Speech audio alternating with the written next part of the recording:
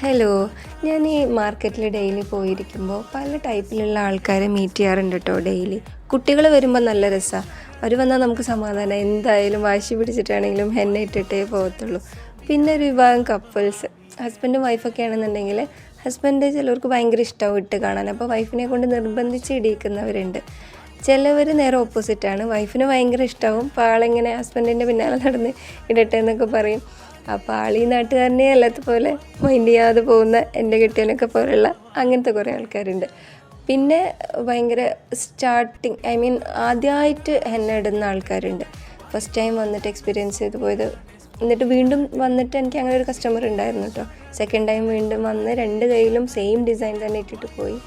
പിന്നെ ഒരു വിഭാഗം, നമ്മുടെ പ്രിയപ്പെട്ട വിഭാഗം, അതായത് ഹെന്നനോട് അത്രയും ഇഷ്ടമുള്ള ആൾക്കാർ.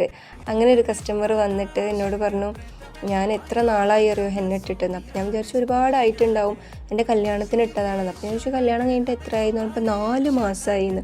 അപ്പോൾ ആൾക്ക് ആ 4 മാസം തന്നെ ഒരുപാട് ഡ്യൂറേഷൻ പോലെ തോന്നിയിട്ടുണ്ടാവണം.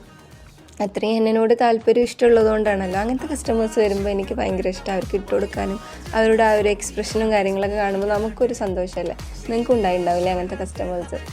അപ്പോൾ ഇന്ന് ഇത്രയേ ഉള്ളൂ. പുതിയ വിശേഷങ്ങളായിട്ട് നെക്സ്റ്റ് വീഡിയോയിൽ കാണാം. Tata bye.